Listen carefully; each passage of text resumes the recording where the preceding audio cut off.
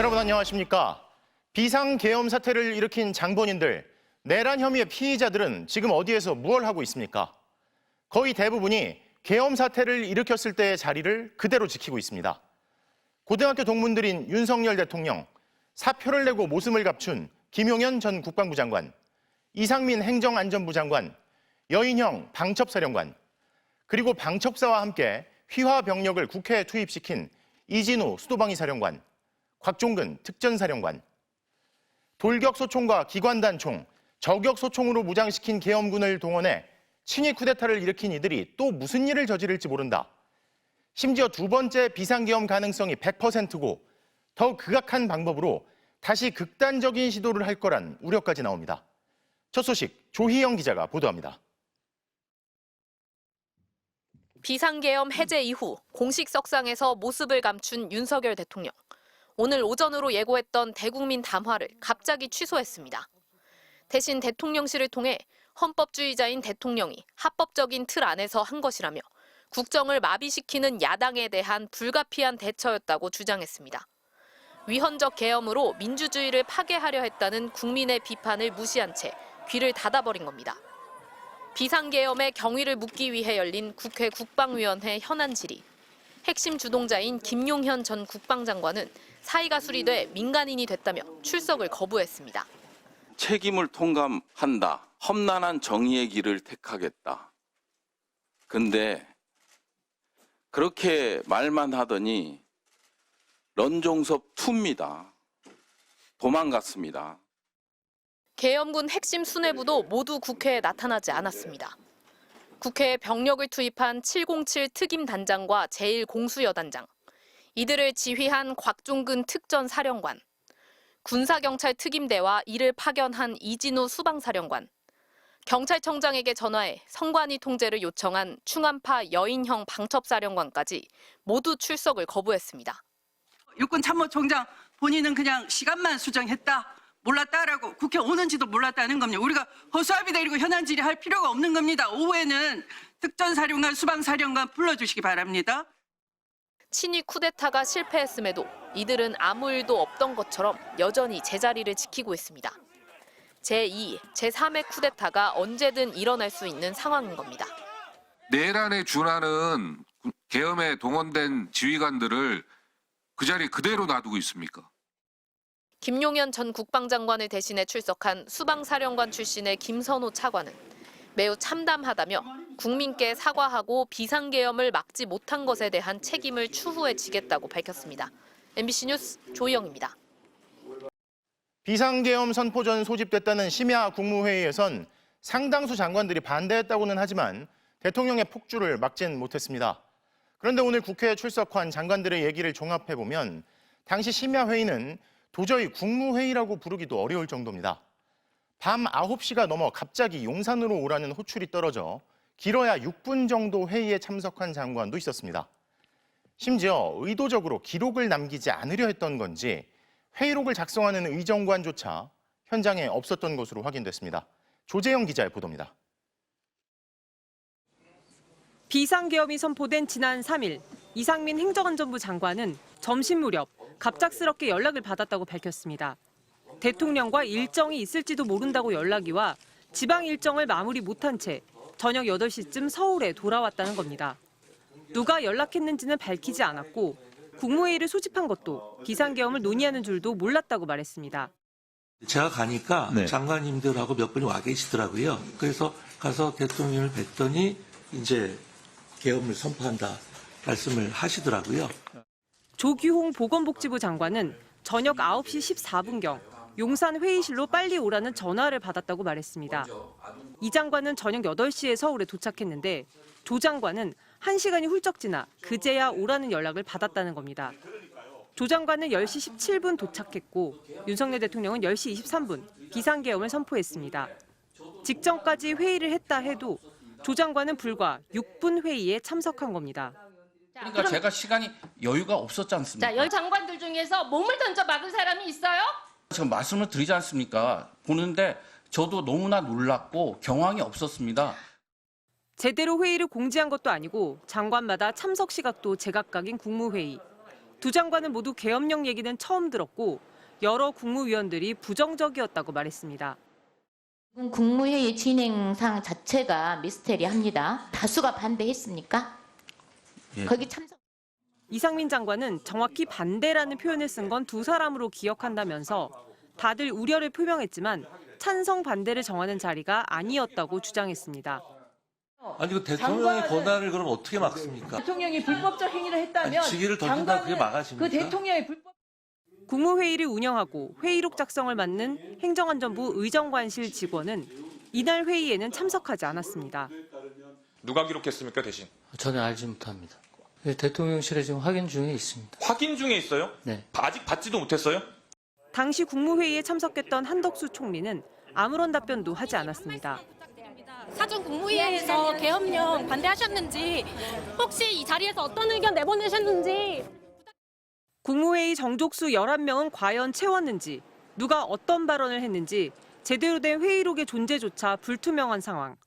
윤 대통령은 이런 국무회의를 거쳐 심야 담화를 통해 비상계엄을 선포했습니다. MBC 뉴스 조재영입니다.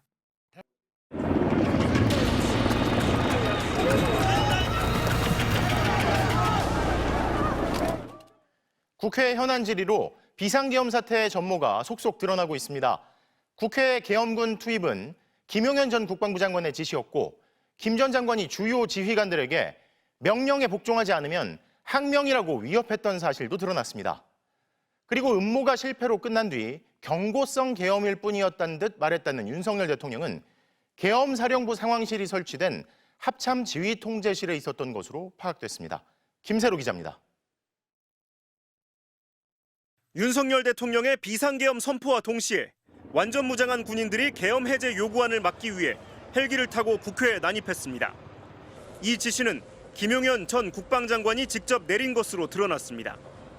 계엄사령관도 모른 채 측근인 특전사령관과 수방사령관을 동원한 겁니다.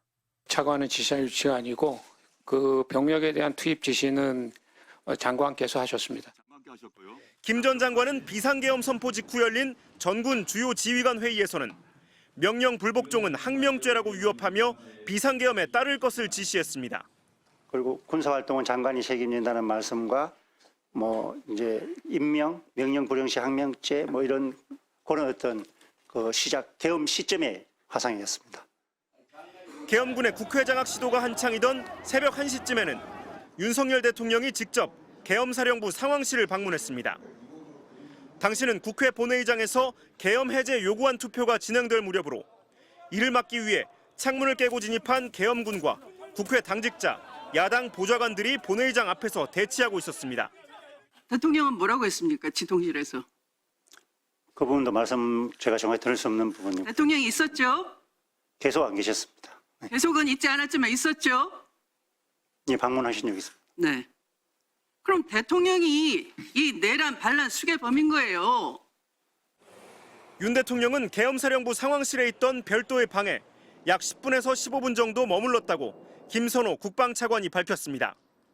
당시 이 방에는 윤 대통령 외에 김용현 전 국방장관과 계엄사령관이었던 박안수 육군참모총장이 함께 있었습니다.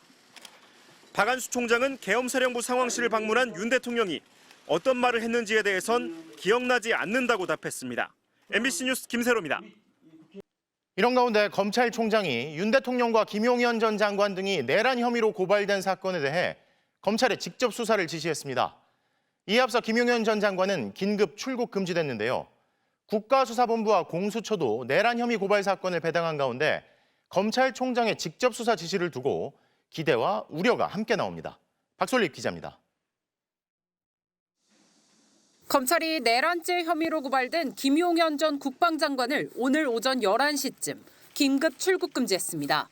긴급 출국 금지란 법무부 장관의 사전 승인이 필요한 일반 출국 금지와 달리 먼저 조치를 취하고 장관에게 사후 보고하는 방식입니다.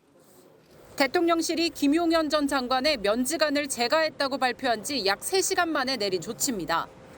범죄 혐의의 중대성과 정치권을 중심으로 해외 도피 가능성이 제기된 점을 종합적으로 고려한 것으로 보입니다. 심우정 검찰총장이 직접 수사를 지시했습니다. 관련된 고발장들이 접수되어서 지금 공공일부에 배당하였고 오늘 출국 금지 조치도 취했습니다. 관련 법령과 절차 또 법과 원칙에 따라서 수사를 진행할 예정입니다. 특별수사팀을 꾸릴 계획이 있는지에 대해서는 명확하게 답하지 않았습니다.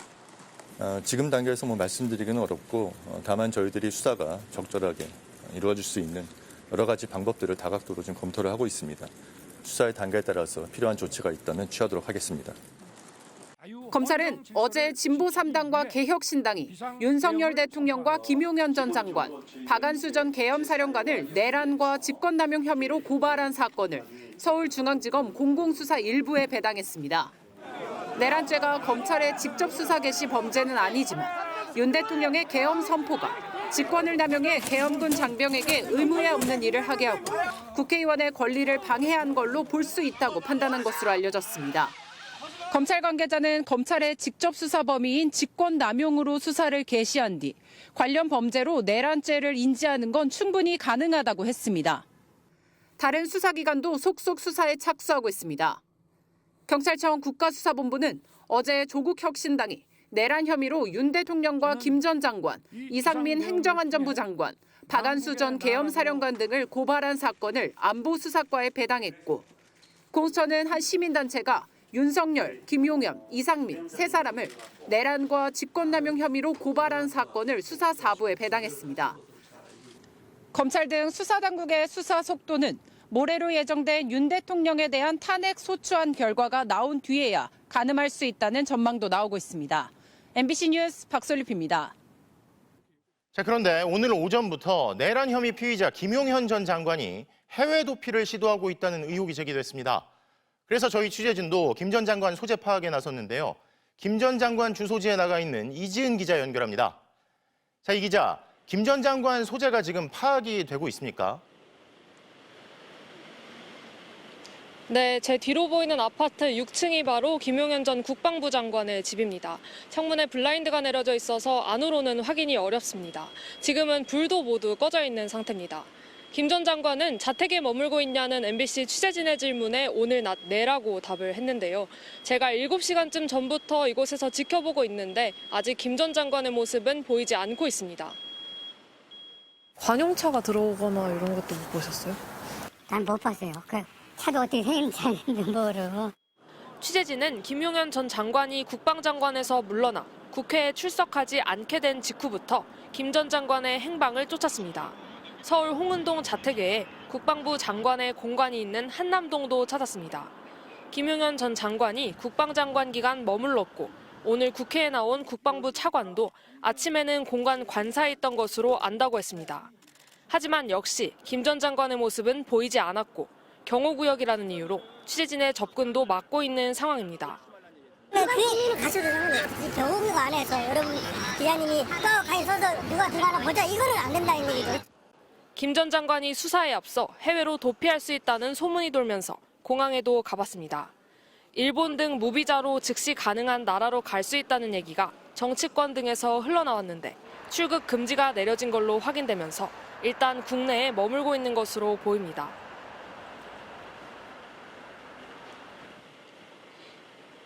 김용현 전 장관은